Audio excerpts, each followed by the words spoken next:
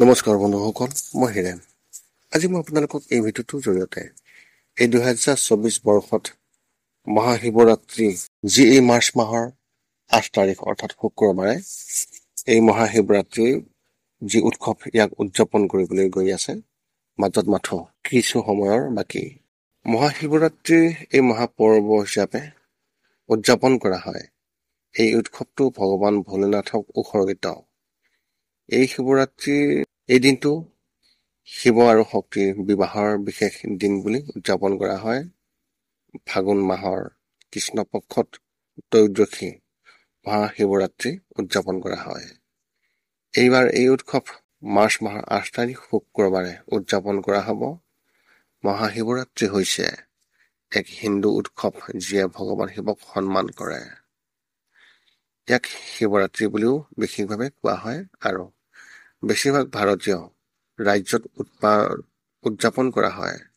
প্ৰতি বছৰে উৎসৱটো ফাগুন মাহৰ নতুন চন্দ্ৰৰ চতুৰ্দশ কৃষ্ণপক্ষৰ চতুৰ্দশীত পৰে, যি ইংৰাজী কেলেণ্ডাৰ অনুসৰি মাৰ্চ আৰু ফেব্ৰুৱাৰী মাহত ইয়াৰ বিশেষ খাপ খায়।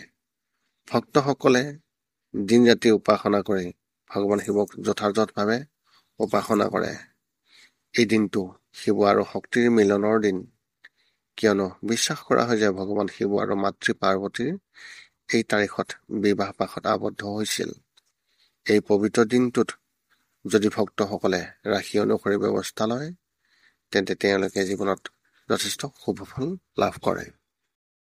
আহকচোন, ৰাশি অনুসৰি আপুনি কি নিয়ম পালন কৰিব।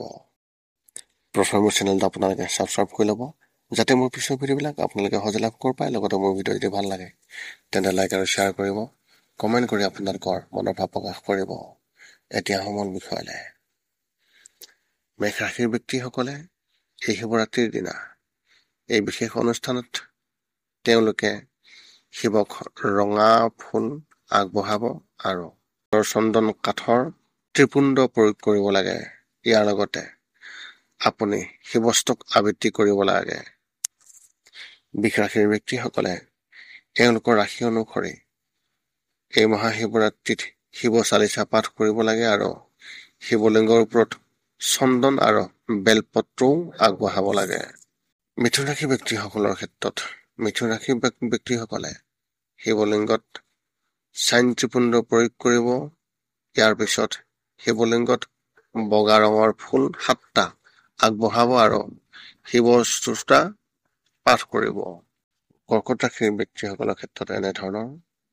এই মহাশিৱৰাত্ৰিৰ দিনা শিৱলিংগক গৰু গাখীৰে অভিষিক্ত কৰক আৰু লগতে শিৱৰ সহস্ৰ নামবালি পাঠ কৰক। সিংহ ৰাশিৰ ব্যক্তিসকলৰ ক্ষেত্ৰত এনেধৰণৰ। শিৱৰ উপাসনাৰ সময়ত সিংহ ৰাশিৰ ব্যক্তিসকলে হালধীয়া চন্দন কাঠৰ ত্ৰিপুণ্ড প্ৰয়োগ কৰিব লাগে। ইয়াৰ লগতে শিৱ মহিমা স্তোত্ৰও আবৃত্তি কৰিব লাগে। কন্যা ৰাশিৰ ব্যক্তিসকলৰ ক্ষেত্ৰত এনেধৰণৰ।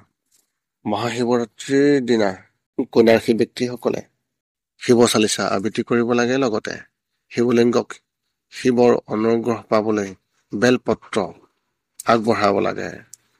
তুলা ৰাশিৰ ব্যক্তিসকলৰ ক্ষেত্ৰত পূজাৰ সময়ত শিৱলিংগক 7টা সুগন্ধি বগা ফুল আগবঢ়াব, শিৱ চালিচা আবৃত্তি কৰিব। আপুনি জীৱনত বহুতো লাভালাভ দেখিব পাৰিব। বৃশ্চিক ৰাশিৰ ব্যক্তিসকলৰ ক্ষেত্ৰত এনেধৰণৰ।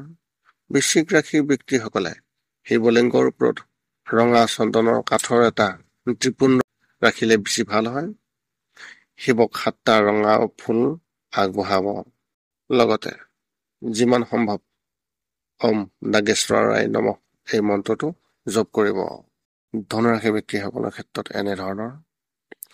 ধনুৰাশিৰ ব্যক্তিসকলে উপাসনাৰ সময়ত শিৱলিংগক হালধীয়া ফুল আগবঢ়াব। মহামৃত্যুঞ্জয় মন্ত্ৰ আবৃত্তি কৰিব পাৰিলে অতি ভাল হয়। আপুনি এই প্ৰতিকাৰৰ দ্বাৰা শিৱৰ বিশেষ অনুগ্ৰহ লাভ কৰিব পাৰিব। মকৰ ৰাশিৰ ব্যক্তিসকলৰ ক্ষেত্ৰত এনেধৰণৰ। এই মহাশিৱৰাত্ৰিৰ দিনা শিৱৰ অনুগ্ৰহ পাবলৈ যিমান সম্ভৱ নিয়ম অনুসৰি শিৱলিংগৰ উপাসনা কৰক।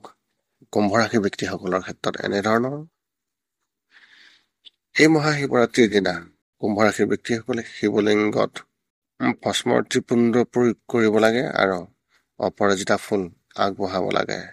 ইয়াৰ লগতে আপুনি মহামৃত্যুঞ্জয় কৱচৰ পাঠ কৰিব পাৰে। সদৌ-শেষত মীন ৰাশিৰ ব্যক্তিসকলৰ ক্ষেত্ৰত এনেধৰণৰ এই শিৱৰাত্ৰিৰ দিনা এই মীন ৰাশিৰ ব্যক্তিসকলে ভগৱান শিৱৰ ওপৰত ধ্যান কৰা উচিত। ইয়াৰ লগতে ওম অনন্ত ধৰ এই মন্ত্ৰ জপ কৰিব লাগে। পুনৰ লগ পাম অন্য এটা ভিডিঅ'ত। আজিলৈ ধন্যবাদ।